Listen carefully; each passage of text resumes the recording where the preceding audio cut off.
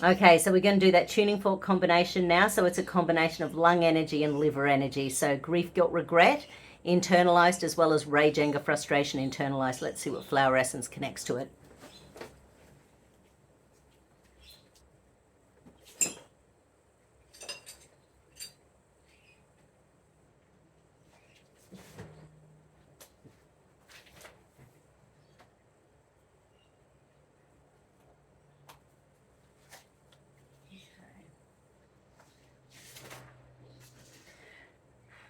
Okay, so that combination of lung and liver energy, it's not small stuff here, Sheree. It's feeling hampered and suffocated in your world, hampered and suffocated in your ability to move forward. The flower essence is Queen of the Night, and that is when we have, oh yeah, right, it's very much about the distortion or blockage of the female principle. So with this one, being women is about creation. Being women is about creating the world you want. Being women is about creating the life you want for your children. It's everything about creation. So when we've got blockages in there about our female receptive principle, we're losing sight of the fact that we are in control of creation in our world. And sometimes that gets blocked and we forget because we're just in our daily chaos, that daily grind. So let's have a look. So Queen of the Night is the flower essence. All right, we need to say this affirmation 3 times because we need to transform, transcend, and dissolve this stress. Right, all 4 of there's different phrases with each one. I'm just going to use a combination of each one. If I did them all at the same time, it would be too much. So,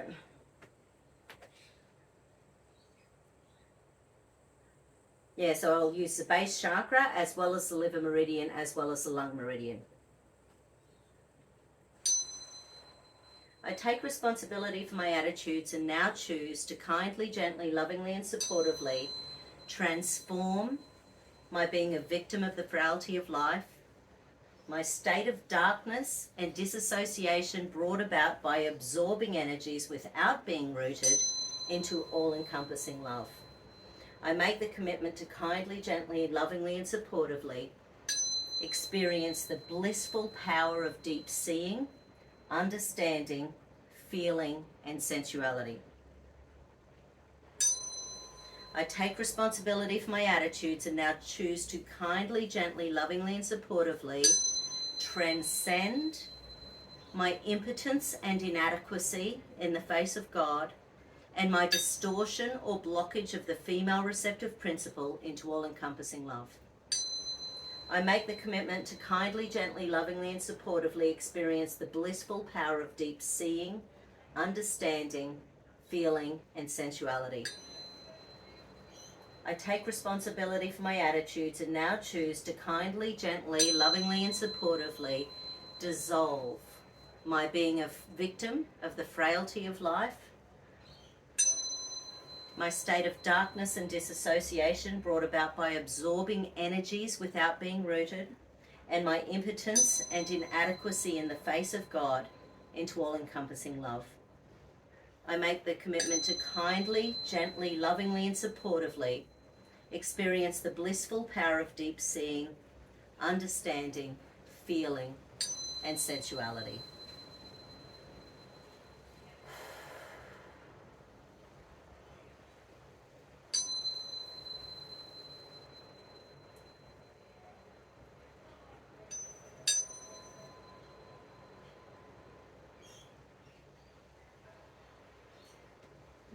Wow.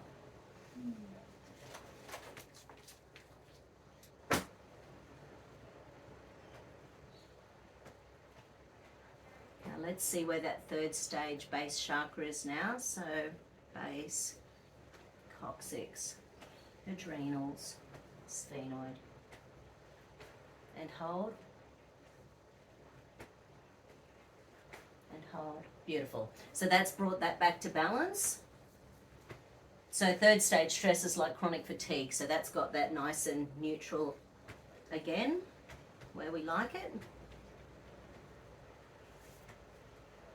Okay.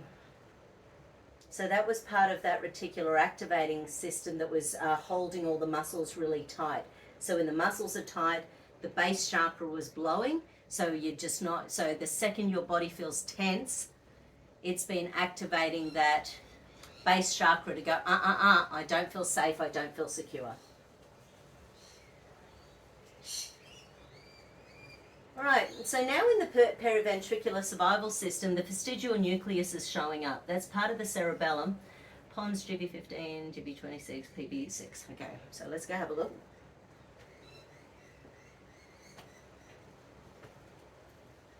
And, yep. So the cerebellum takes everything that's, so it's like a big hard drive in the brain. And when this every pathway we've got in the brain, it feels like energy might be going from left to right sides of the brain, but everything goes through the cerebellum as well at the same time. So the cerebellum is not understanding why what's going on in life is happening because over here it's like there's an energy mismatch between your life and what your cerebellum thinks your life should be like. In fact, let's just ask. Okay, so in relation to, okay, so I am 100% Sheree in relation to my life. And hold. Yeah, so there's an energy mismatch to your life in your own brain. So if we don't have a match to our own, I've never done that before. Okay, so if we don't have a match to our own life, then it's like we're living someone else's life. So of course we're going to be worried all the time because we're in that twilight world where in another life we wouldn't have all these worries. But it is our life. There's always a solution. And I know you're good at finding solutions, even though it doesn't feel like it. But it's, yeah, so we'll just get the connection back to your life, so at least your life is yours again. Because you can imagine as soon as there's a disconnect, everything's harder.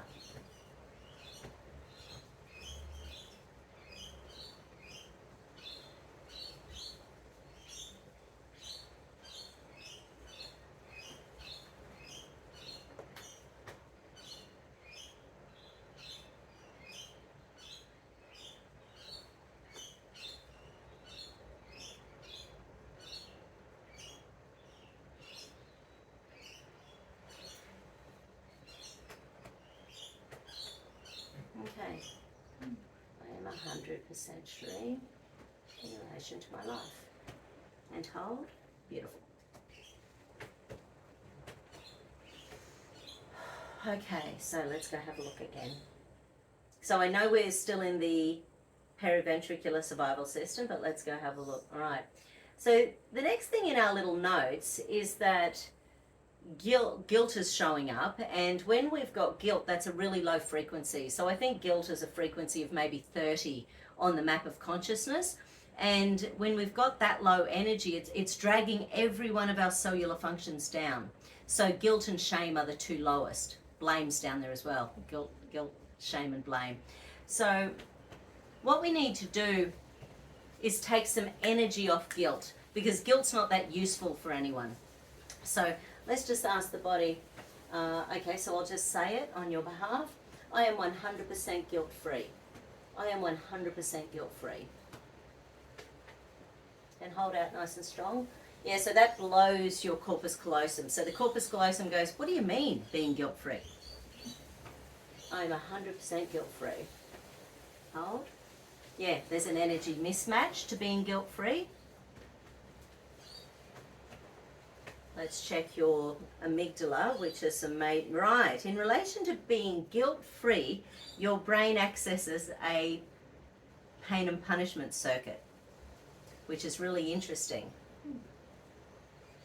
So guilt must be another mechanism, I'm suspecting, that your unconscious brain uses to get by when you do take time for yourself.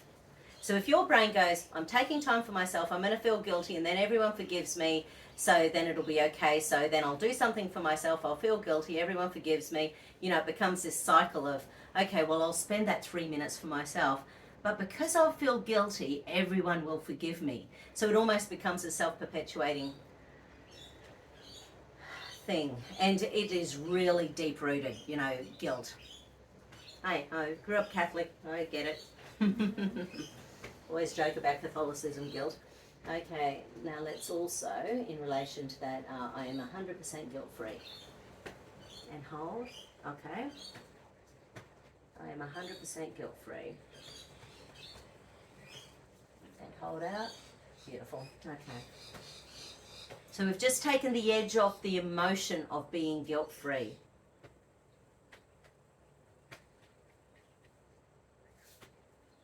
Okay. Yeah, but that whole self-care thing, so feeling guilty every time you do self-care, you get interrupted or you should be doing something else or you're giving up your time to please others. Once again, every time we do that, we are suppressing a part of ourselves that wants to be happy, healthy, and well. And every time we do it, we're getting angrier at ourselves for not putting ourselves first. Now, by putting yourself first, I'm not saying that you let the kids go hungry, and that they have to walk to school 10 miles in the rain and the snow I'm not saying that, but it's about putting yourself first so that you allow yourself to have time to renew and regenerate, so that you don't feel guilty when you take time out because that's what you need. Your nervous system needs time to rejuvenate and regenerate every single day, especially when you've got a busy household with kids and a hubby.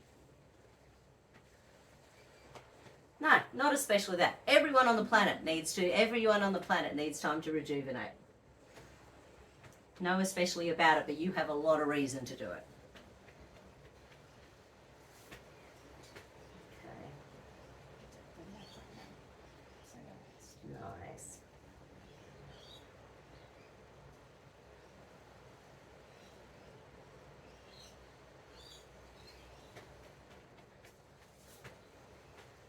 Okay, I think are we at a spot where our body needs,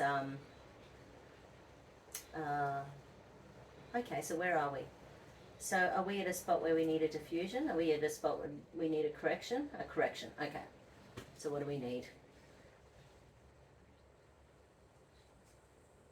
Anytime your brain's feeling discombobulated, pop your hand on your forehead. That helps to bring blood supply to the frontal cortex, and this is where we problem solve. I ran my brother's scans yesterday because he's been training for years and he's trying to get a business up and running, so he's sort of fairly discombobulated. And it was interesting because two of the areas, for a start, in the emotions that showed up in the scans, it was conflict, like legal conflict. So he's gone so much into the law about what he can and can't do. At least half his body systems had legal conflict stuck in the tissues. The issues are in the tissues. So because he's been thinking so much about, what if I get shut down? What if someone dobs on me? What if I do this wrong? What if I do that one wrong? What if I treat a friend? Because there's all these rules. And my brain goes, rules. Meh. But yeah, so when our emotional stress release points are shut down, this is when we put out, and it helps everything to flow better. If you're doing research in the middle of the night, have your hand on your forehead. It will allow your brain to take in information faster. But it was interesting. This part of the brain had been shut down with him. This part of the brain had been shut down, so he wasn't connecting logical and creative stuff. He wasn't coming up with solutions, even though he feels like he's very creative and solution oriented, but the stress has been so much. Mm-hmm.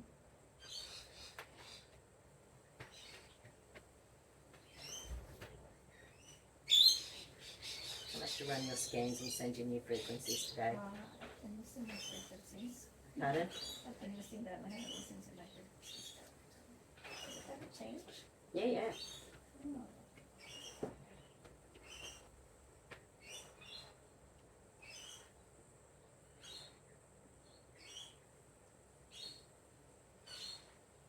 In fact, I had an interesting comment by one of the ladies.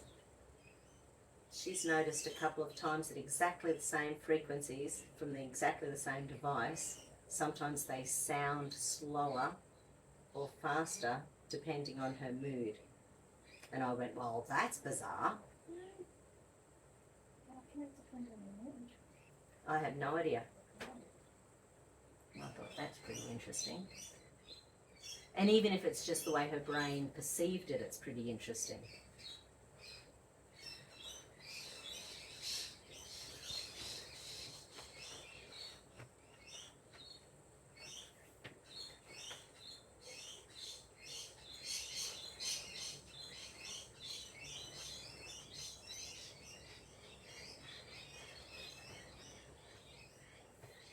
Okay, so let's go back and recheck that adrenal survival, deep survival, hidden deep survival. By the way, every time you do anti-clockwise over your heart on the left side of your chest, it helps to reset the connections between the left and right sides of the brain, the front and back of the brain, and the top of the bottom of the brain. So when you see me doing this, that's what I'm doing. I'm helping to bring the brain back into center so it's not having to stress about what we're talking about. So that's just a nice, quick, easy way of bringing the cells back into balance for your brain. And it feels nice. There's such a huge heart-brain connection.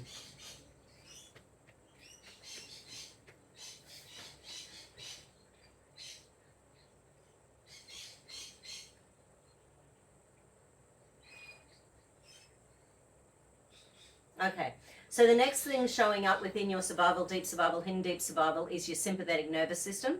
So this is, it switches off your rest and digest systems so that you don't fall asleep, so that you don't miss it when the tiger pounces. It also messes with digestion, but of course if our digestion isn't working, and of course that's everything around here, but if our digestion isn't working, then that can be inflamed, and that inflammation can be putting pressure on any other organ in the body. So it can be putting pressure on the kidneys and the adrenals. It can be putting pressure on the uterus and the ovaries. It can be putting pressure on the bones and the spine and the discs. So inflammation can affect anything locally when it's there. So let's go and have a look what organs are being affected by your sympathetic nervous system being on overload.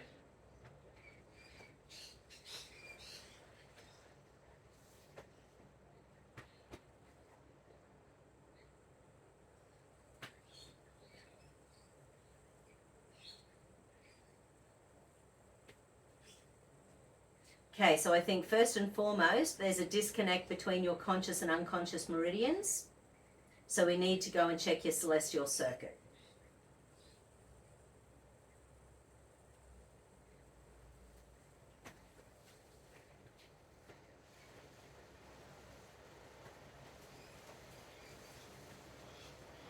Hold up, nice and strong. Hold up, nice and strong. Okay, so that's only first stage stress. So is it the feminine caring yin side? Is it the masculine doing side? So it's the masculine doing side that's exhausted. Let's see whether your center of gravity is where it's supposed to be. Nope, it is not. So is it to the left? Is it to the right? Is it below? Is it above? Is it below?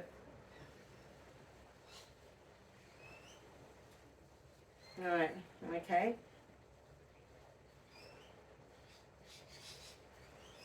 Right, so your center of gravity is back right, about 3 or 4 feet off the ground, about 4 feet behind you. So it's sort of like going back 1.5 meters back to the right. So what your body is doing energetically is standing in a position, your energy is standing in a position where it was easier to have to do everything, and it was easier not to feel everything when you had to do everything, because this is the kinesthetic part of the body. It's how we feel and interact with the world around us emotionally. And it's in the past because it's behind, and it's on the masculine side, which is to do with doing.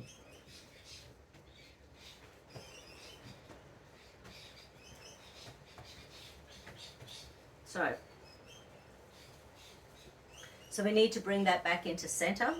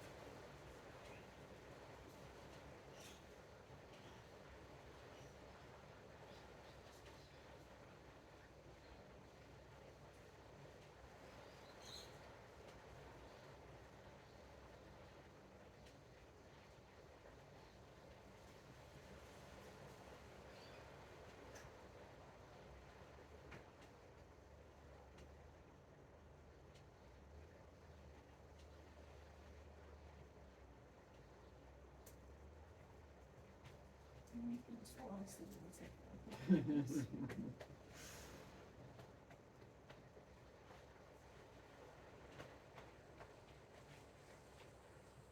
And again, hold. And hold. Okay, beautiful. So,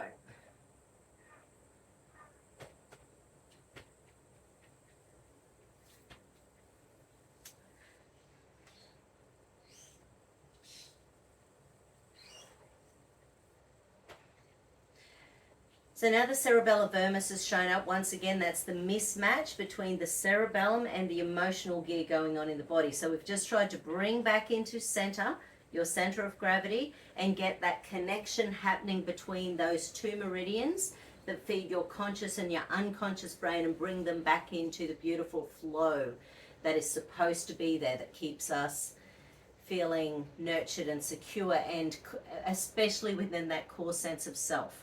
That core sense of self is very important in this circuit. So when the cerebellum vermis again shows up saying, hey, I'm not recognizing this emotion, let's go see what that's about. So I'll put in the coordinates. Pons UV15, CV24.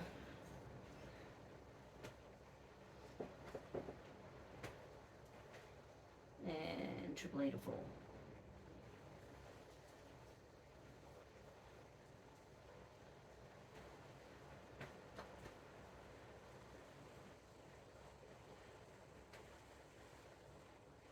Right, so that's a pain and punishment circuit. So bringing yourself back into balance is still giving your brain stress. Your brain likes being in that trauma because the trauma allows you to access the stress, so that you keep the guilt going, you keep the worry going, so you're not going to miss anything as that mama bear.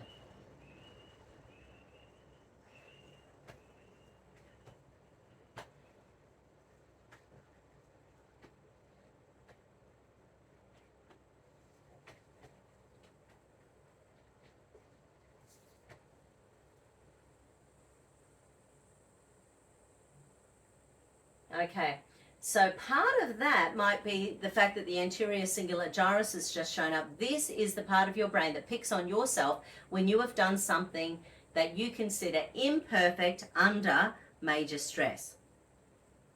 So this is the part of the brain that says you were not perfect under major stress, so now you will feel guilty forever. Limbic CV21, okay.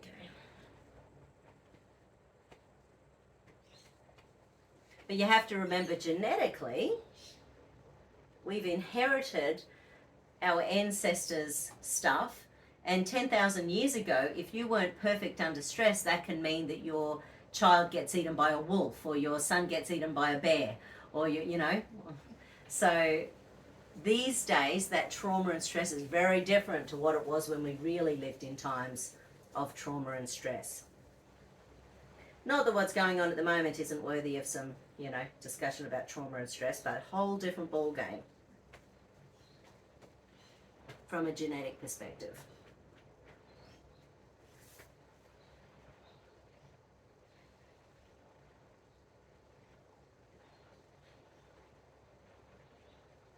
Okay, so we might be there with the survival stuff. Let's go check it. And hold. Hold. Hold. Hold. Hold.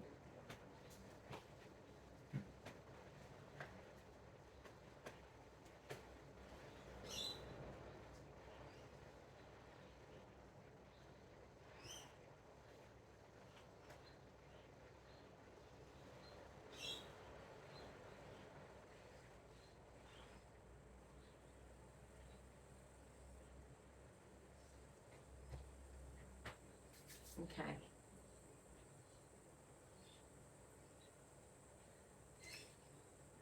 Right, so now we need to do some integration with the left to right hemispheres of the brain for you. So we'll have a look. Actually, I might pause and start again. So this next bit's about brain integration.